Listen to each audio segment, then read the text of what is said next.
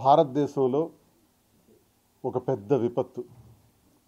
ఇది భగవంతుడి వల్ల జరిగింది కాదు, ప్రకృతి వల్ల జరిగింది కాదు, మానవ తప్పిదం వల్ల జరిగినటువంటి ఒక విపత్తు. ఈ విపత్తు ప్రపంచాన్నే కుదిపేసింది. అదే ఇండిగో ఫ్లైట్, ఇండిగో కంపెనీ. ఈరోజు ఇండిగో కంపెనీ తాలూకా తీరు చూస్తే అసలు భారతదేశంలో ఎటువంటి పరిస్థితులు ఈరోజు మనం ఎదుర్కోబోతున్నాం అన్నది అర్థమవుతుంది. Monopoly and డ్యూయోపొలి. మొనోపొలి అంటే గుత్తాధిపత్యం, ఒకే వ్యక్తికి పూర్తి స్వేచ్ఛనిచ్చేసి అతనికే పూర్తి అధికారాలు ఇచ్చేయటం. డ్యూయోపొలి ఒకరి తర్వాత మరొక వ్యక్తికి ఇవ్వటం.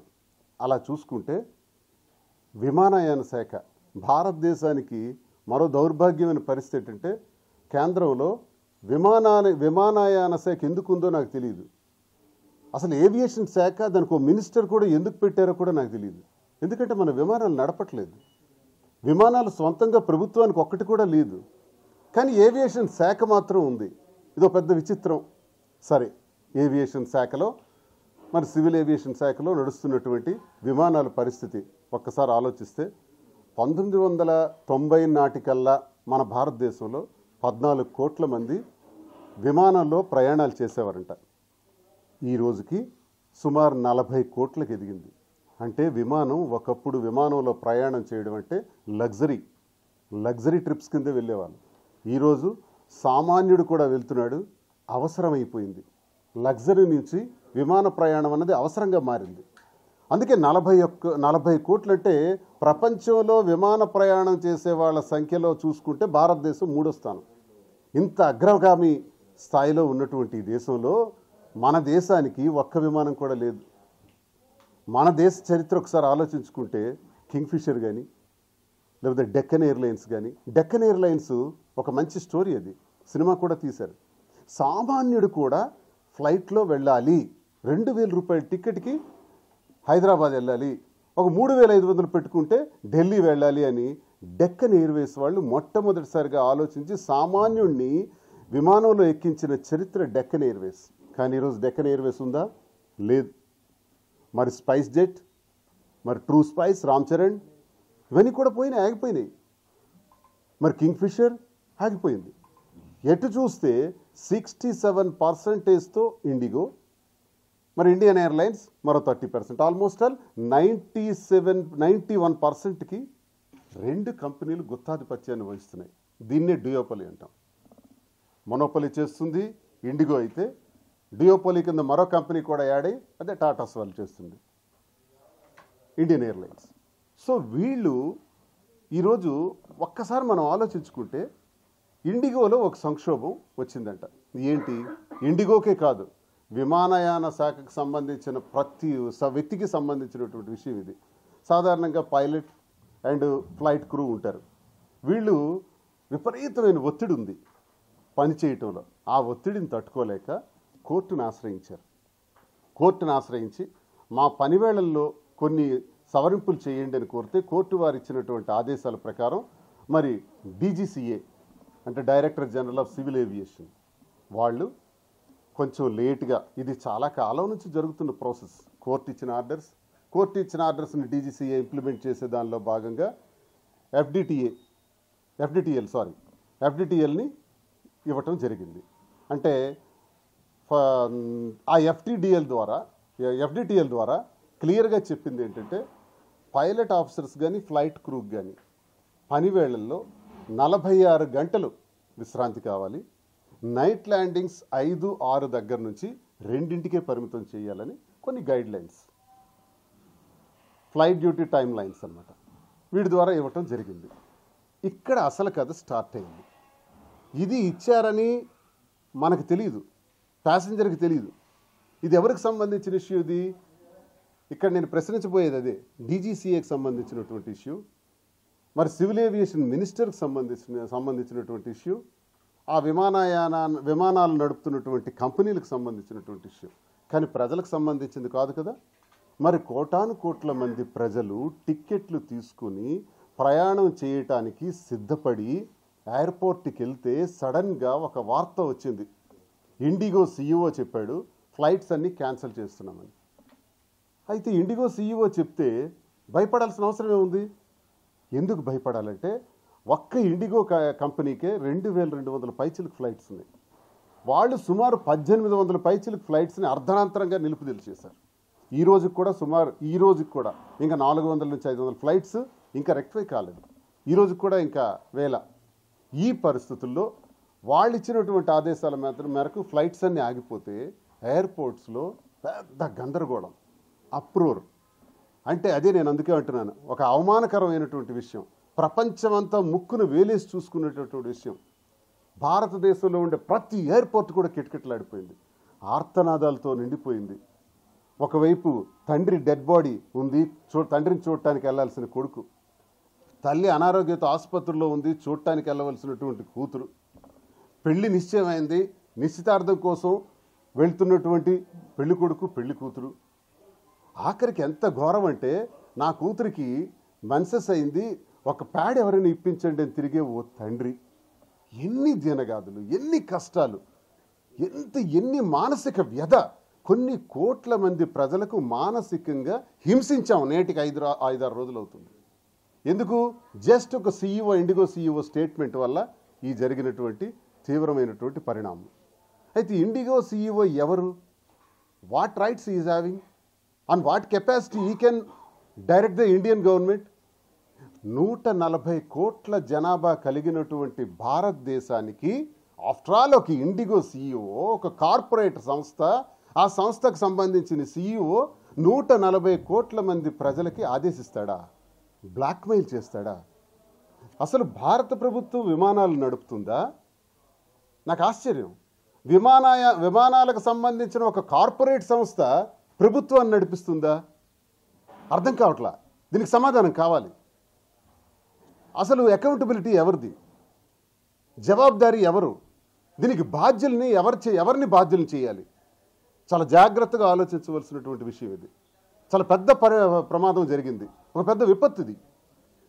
సూట్ కేసులు చూస్తే ఎయిర్పోర్ట్స్లో లక్షల సూట్ కేసులు ఉన్నాయి, వదిలేసి వెళ్ళిపోయినారు. ముంబై నుంచి ఢిల్లీ వెళ్ళాలంటే 86,000 అంటే సడన్గా ఒక 7-8,000 10,000 రూపాయలతో వెళ్ళిపోయిన ప్యాసింజర్కి 86,000 తీసి నువ్వు ఇండియన్ ఎయిర్లైన్స్లో వెళ్ళు అన్నారు సడన్గా. లేదు ఇంకో ప్రాంతం నుంచి ఇంకో ప్రాంతానికి వెళ్ళాలంటే 56,000. పోనీ ఈరోజు నేను వెళ్ళను, ఇక్కడెక్కడో హోటల్లో ఉంటాను అనుకుంటే హోటల్ బిల్ 40,000.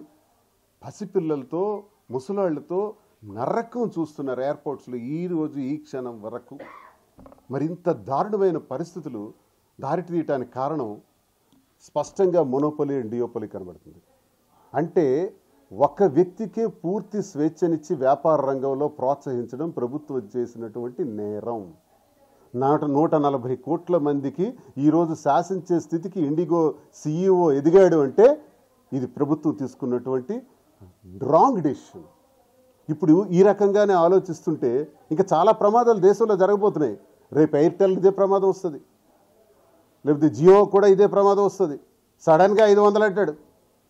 మనందరం ఆల్రెడీ అటాచ్ అయిపోయినాం. మన తాలూకా టోటల్ డేటా వాళ్ళ దగ్గర ఉంది. మొత్తం మన వాళ్ళ కంట్రోల్లోకి వెళ్ళిపోయాం. ప్రపంచమంతా కూడా భారతదేశం అయితే పూర్తిగా పోయింది. ఇప్పుడు కొత్తగా ఒక ఉదాహరణ చెప్పుకోవాలి ఇందులోనే. అదానీ అనేవాడు ఒక బిజినెస్లో ఒక ఫెయిల్యూర్ క్యాండిడేట్. ఫారెన్లో విపరీతమైన కేసులు ఉన్నాయి ఆయన పైన. ఆయనకి భారత ప్రభుత్వం ముద్దుబిడ్డగా చూస్తుంది.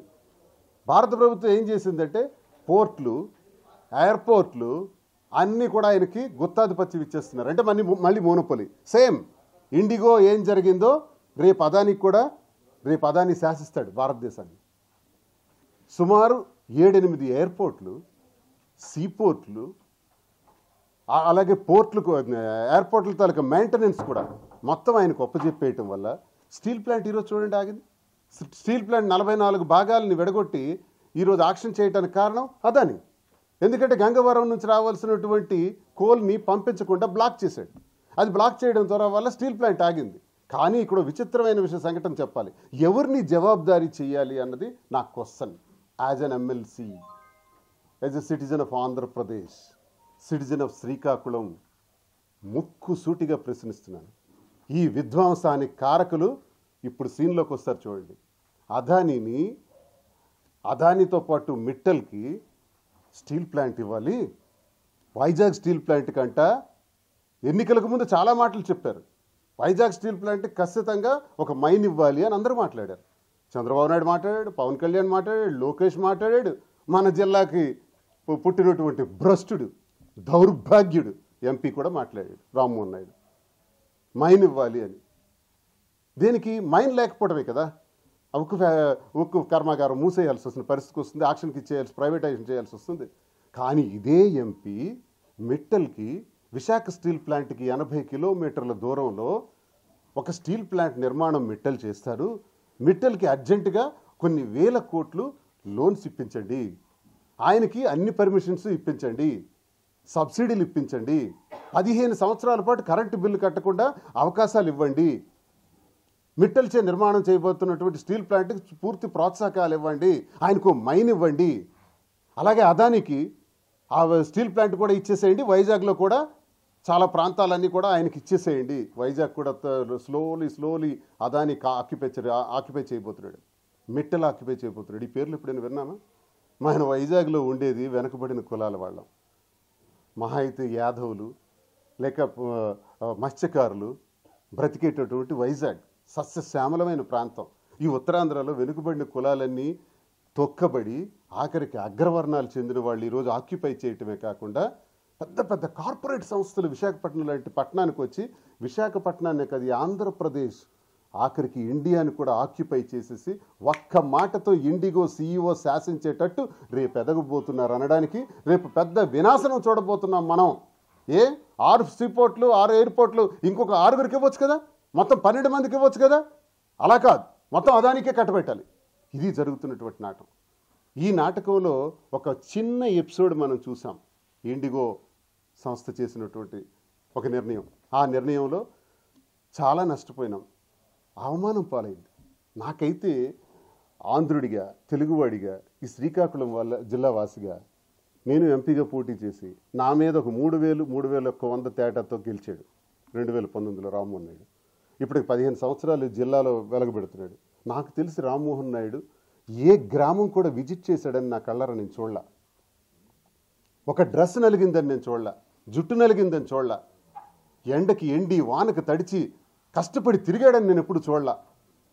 ఏ గ్రామానికైనా పోయి పరామర్శించాడని నేను చూడలా. పెళ్ళిళ్ళు, సెల్ఫీలు, నవ్వులు, పళ్ళు ఇకిలించటాలు. ఏమంటే పార్లమెంట్లో బ్రహ్మాండంగా మాట్లాడి నీ కన్నా 10th క్లాస్ కుర్రోడు కూడా మాట్లాడతాడు అవకాశం ఇస్తే. అంతటి మేధావులు ఉన్నారు, దేశ రాజకీయాల గురించి, ప్రపంచ రాజకీయాల గురించి మాట్లాడగలిగే మేధావులు ఉన్నారు. నువ్వేం గొప్ప కాదు, అదృష్టం కలిసి వచ్చి నువ్వు ఎంపీ అయినావు. ఎంపీ అయిన నువ్వు ప్రజల బాధ్యతలు విస్మరించావు. ఇది శ్రీకాకుళం చరిత్ర. శ్రీకాకుళంలో రామ్మోహన్ నాయుడుకు ఉన్నటువంటి విలువలు. ఒకరోజు కూడా ప్రజల పక్షాన్ని నిలబడినటువంటి వ్యక్తి, ప్రజల పక్షాన్ని మాట్లాడినటువంటి వ్యక్తి, కరోనా సమయంలో ఒక్క గృహాన్ని కూడా సందర్శించినటువంటి వ్యక్తి ఈరోజు కూటమి ప్రభుత్వంలో భాగంగా సివిల్ ఏవియేషన్ మినిస్టర్ అయినాడు. మినిస్టర్ అయిన తర్వాత ఒక పెద్ద ఎన్ని ప్రమాదాలు జరిగినాయంటే ఇండియన్ ఎయిర్లైన్స్కి చెందింది అహ్మదాబాద్లో 241 మంది అనుకుంటాను బ్లాస్టింగ్ జస్ట్ 3 సెకండ్స్లో మరణిస్తూ ఒక్కడే మిగిలేరు. ఈయన వెళ్తాడు, వెళ్ళి బ్లాస్ట్ అయినటువంటి ఆ ఫ్లైట్ దగ్గర రీల్స్ తీసుకుంటాడు. రీల్స్ తీసి రీల్స్ ప్రచారం చేస్తాడు ఎంపీ. ఈయన డ్రెస్ నలగదు, చెమట కూడా పట్టదు, రీల్స్ మాత్రం బాగా వస్తాయి. యాక్సిడెంట్ అయిన ఫ్లైట్ దగ్గర, బర్న్ అయిపోయిన ఫ్లైట్ దగ్గర. దాని గురించి ఈ రోజు వరకు డిస్కషన్ లేదు పార్లమెంట్లో. ఈ రోజు వరకు వాస్తవాలు రివీల్ చేయలేదు. ఏమంటే ఇండియన్ ఎయిర్లైన్స్ వెరీ స్ట్రాంగ్, అది వాళ్ళు చాలా బాగా చేస్తారు, లోపాలు ఉండవు. ఇది మరి లోపాలు ఉండకపోతే యాక్సిడెంట్ అయింది, ఎలా అయింది? పైలట్స్ మీద తోసేసినారు. అమాయకులైన పైలట్స్ మీద. వాళ్ళు వెరీ సీనియర్, ఒక ఆయన రిటైర్మెంట్కి ముందున్నారు, ఇంకో ఆయన యంగ్ డైనమిక్ పర్సన్. ఇద్దరు కూడా చాలా అనుభవజ్ఞులు. 6,000 గంటలు ప్రయాణం చేసిన వాళ్ళ మీద ఇప్పుడు చనిపోయిన వాళ్ళ మీద నెట్టేస్తున్నారు ఆ కేసుని. ఎంత దౌర్భాగ్యం. అంతేకాదు ఈరోజు సుమారు 1800 ఫ్లైట్స్ ఆగిపోవటం. ఇది ప్రపంచం ముందే మనకి సిగ్గు, తల దించుకోవాలి. ఎవడరా ఈ పని చేశాడు అని అంటే శ్రీకాకుళం ఎంపీ చేశాడు అంటే మేము చచ్చిపోతున్నాం, భరించలేకపోతున్నాం. ఎక్కడికి వెళ్ళినా పరుగు పోతుంది. ఒక బెంగళూరులో, హైదరాబాద్లో, ఏ ప్రాంతాల్లో మాట్లాడినా మీ వాడంట కదా, అవి మీ జిల్లా వాడంట కదా, మీ జిల్లా వాడే ఎంపీ అఘాయిత్యం చేశాడు, దేశాన్ని నాశనం చేసి పడేశాడు, సర్వనాశనం చేస్తాడని తిడుతున్నారు, అవమానపడుతున్నారు, అవమానిస్తున్నారు. Entire responsibility is held with Rammohan Naidu. నేనైతే అదే చెప్తాను. కేంద్ర ప్రభుత్వం గుత్తాధిపత్యం ఇచ్చి మోనోపాలీ, డియోపాలీ ద్వారా కొంతమంది వ్యక్తులకే ప్రోత్సహించడం కేంద్ర ప్రభుత్వం తప్పైతే, ఒక సివిల్ ఏవియేషన్ మినిస్టర్గా నీవు రివ్యూ చేయవా? ఎస్, ఫ్లైట్స్ 1800 ఫ్లైట్లు ఆగాల్సి వచ్చింది. ఎందుకు వచ్చింది? డీజీసీఏ ఒక టైం లైన్ ఇచ్చింది. ఆ టైం లైన్లో భాగంగా పైలట్ ఆఫీసర్స్కి చాలా ఇబ్బంది ఉంది. నిజమే, తప్పే ఉంది. డీజీసీఏ ఇచ్చినటువంటి ఆర్డర్ని మళ్ళీ వెనక్కి తీసేస్తారా? మళ్ళీ అమెండ్మెంట్ చేసేస్తారా? రీఅమెండ్మెంట్ అంటే మీ ఆర్డర్కి మీకే విలువ లేదా? నీ మినిస్ట్రీలోనయ్యా, నీ మినిస్ట్రీలోనే నీ ద్వారా వచ్చినటువంటి ఆర్డర్ అది నువ్వు వెనక్కి తీసుకున్నావు. ఏ ఆర్డర్ వెనక్కి తీసుకున్నావు? 140 కోట్ల మంది ప్రజల యొక్క ఆత్మాభిమానాన్ని చంపేశావు, పరువు తీసేసి వెనక్కి తీసుకున్నావు. తీసి నిన్న పార్లమెంట్లో మాట్లాడతాడు.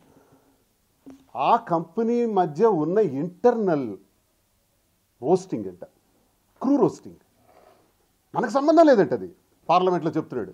ఎవడో చప్పట్లు కొట్టేస్తున్నాడు. ఏంట్రా మీకు అర్థమైంది? ఏం అర్థమైంది? అది ఇంటర్నల్ రోస్టింగ్ సంబంధం లేదా? సివిల్ ఏవియేషన్ మినిస్టర్కి సంబంధం లేదా? ఇప్పుడు సాధారణంగా డిసెంబర్ నెల వస్తుందంటే యాత్రికులు పెరుగుతారు. నార్త్ ఇండియాకి వెళ్ళే ఫ్లైట్స్ అన్నిటికి కూడా హెవీ ప్రాబ్లం వస్తుంది. ఏంటంటే ఫాగ్ ఎక్కువ ఉంటుంది. ఫాగ్తో ల్యాండింగ్ ప్రాబ్లమ్స్ వస్తాయి. ఒక్కోసారి ఫ్లయింగ్ స్పేస్లోనే 2-3 గంటలు చేయాల్సి వస్తుంది స్కైలోనే ల్యాండింగ్ కోసం. అంత ఇబ్బందుల వల్ల టైమింగ్స్ మిస్ అవుతాయి. దానికి కనెక్టింగ్ ఫ్లైట్స్ తాలూకు టైమింగ్స్ కూడా మిస్ అవుతాయి. ఇంత పెద్ద సమస్యలు ఉంటాయి ఈ నవంబర్, డిసెంబర్, జనవరి వరకు. ఇలాంటి సమయంలో మీరు వింటర్లో ఎలాగ ఫ్లైట్స్ నడిపిస్తాం, ఎన్ని ఫ్లైట్స్ నడిపిస్తాం అని ఒక ప్లాన్ ఇచ్చారే డీజీసీఏకి. ఇండిగో వాళ్ళు ఇచ్చారు కదా. ఇండిగో వాళ్ళు ఇచ్చిన ప్లాన్ ఎలా ఇచ్చారు? మీకు పైలట్ ఆఫీసర్స్ లేకుండా ఇచ్చారా? క్రూ లేకుండా ఇచ్చారా? అయినా ఇండిగో కంపెనీ 8,500 కోట్ల లాభాల్లో ఉంది.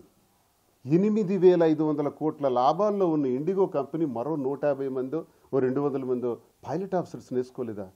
2 సంవత్సరాల నుంచి జరుగుతున్న డిస్కషన్లో కొత్త వాళ్ళని అపాయింట్ చేసుకోలేరు. 500 పైచీలకు ఇప్పటికీ స్టాఫ్ డెఫిసిట్ ఉంది. ఈ స్టాఫ్ డెఫిసిట్తో 8,500 కోట్ల లాభాల్లో భాగంగా ₹1 కూడా లాభార్జనకు నష్టం రాకుండా ఈ ఫ్లైట్స్ నడిపేస్తారంట. మరి టైం లిమిటేషన్స్ పెట్టుకోరంట. డీజీసీఏ చెప్పిన ఆర్డర్స్ అనవసరం అంట. హైకోర్టు ఇచ్చిన ఆర్డర్స్ అనవసరం అంట. పైలట్ ఆఫీసర్స్, ఫ్లైట్ క్రూ తాలూకా సమస్య కూడా వీళ్ళకి అనవసరం అంట. ఏం జరిగిపోయినా పర్వాలేదు, వీళ్ళకి లాభాలు రావాలి, దానికి ప్రభుత్వం మద్దతు, దానికి సివిల్ ఏవియేషన్ మినిస్టర్ మద్దతు. ఇందులో ఏం జరుగుతుందంటే, ఈ ఇండిగో కంపెనీ ఏదైతే మొనోపొలీ చేస్తుందో, ఏదైతే డియోపొలీ చేస్తున్నారో, ఈ 2 కంపెనీలకు, ప్రభుత్వానికి, ఈ 2 కంపెనీలకు కేంద్ర మంత్రి రామ్మోహన్ నాయుడుకు ఆర్థిక ఒప్పందాలు ఉన్నాయి. నేను ఒక ఢిల్లీలో ఒక ఉన్నత స్థాయి వ్యక్తితో నేను మాట్లాడాను. ఆయన ఎవడండి ప్రశ్నిస్తాడు? ఆయన ఎందుకు మమ్మల్ని ఆపుతాడు? మా టైం లైన్స్ బ్రేక్ చేయమని డీజీసీఏ ద్వారా మినిస్టర్ ఎలా అడుగుతాడు? 7.5 కోట్లు ఇస్తున్నాం నెలకి. We are paying 7.5 crores to Mr. Rammohan Naidu. ఈ ప్రశ్నే ఒక సీనియర్ జర్నలిస్ట్, ఇండియాలో ఫేమస్ జర్నలిస్ట్ ఆర్నాబ్ గోస్వామి కడిగి వదిలేశాడు. ఆర్నాబ్ గోస్వామి అడుగుతున్నది ఏంటి?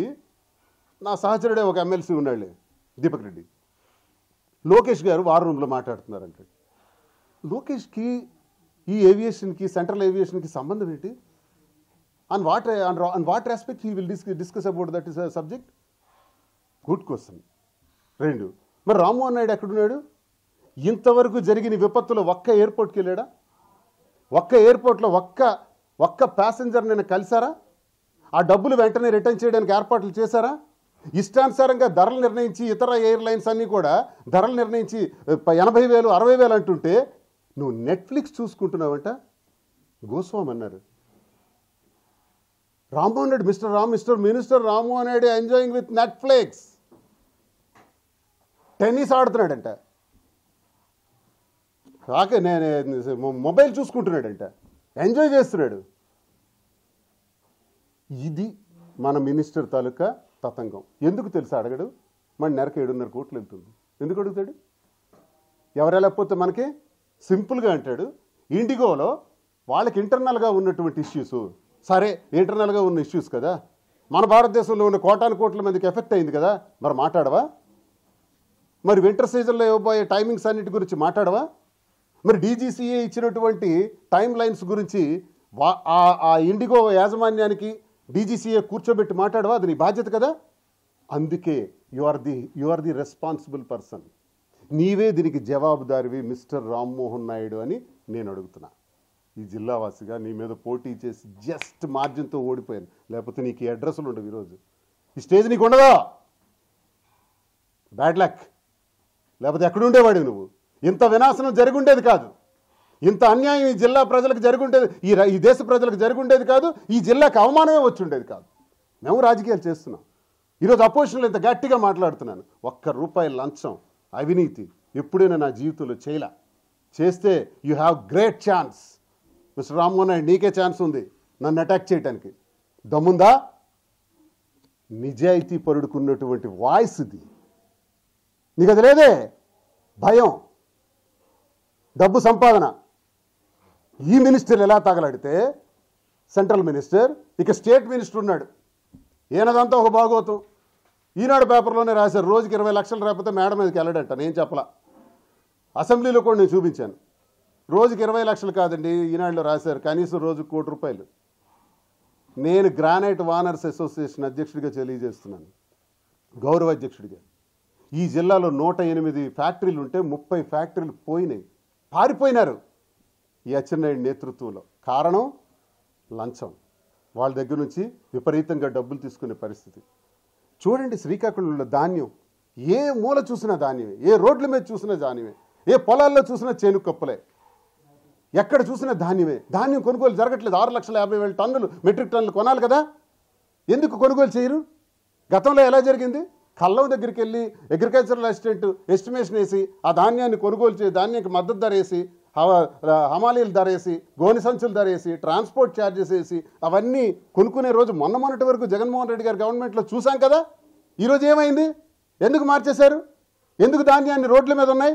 చూడండి, ఏ ఊర్లో హైవే, నేషనల్ హైవే మీద కూడా ధాన్యం పోగులు ఉన్నాయి. ఎందుకో తెలుసా?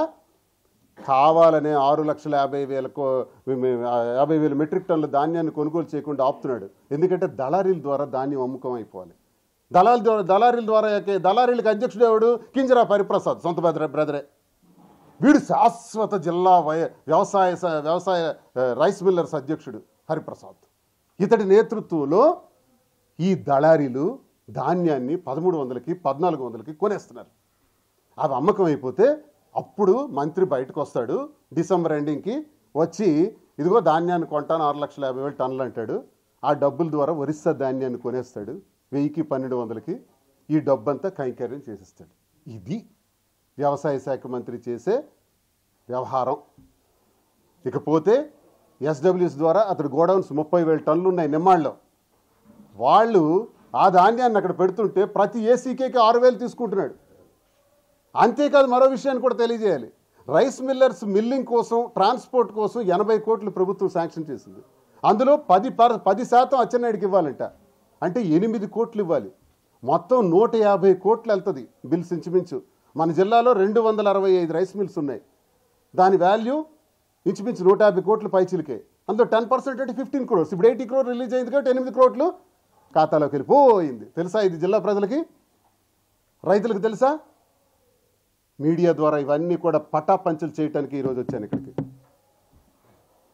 ఒకవైపు నేను చంద్రబాబు నాయుడుకి చెప్పాను, అయ్యా చంద్రబాబు నాయుడు గారు, లోకేష్ గారు, మా జిల్లా భౌగోళిక పరిస్థితుల్లో శ్రీకాకుళం జిల్లాలో ఉన్న సామాజిక వర్గాలన్నీ చూసుకుంటే, ఆ సామాజిక వర్గాలన్నీ లెక్కేసుకుంటే 8వ 9వ స్థానంలో ఉన్న సామాజిక వర్గానికి మీరు కేంద్ర మంత్రి, రాష్ట్ర మంత్రి పెడితే అన్లిమిటెడ్ పవర్ ఒకే ఇంటికి మీరు ఇచ్చారు.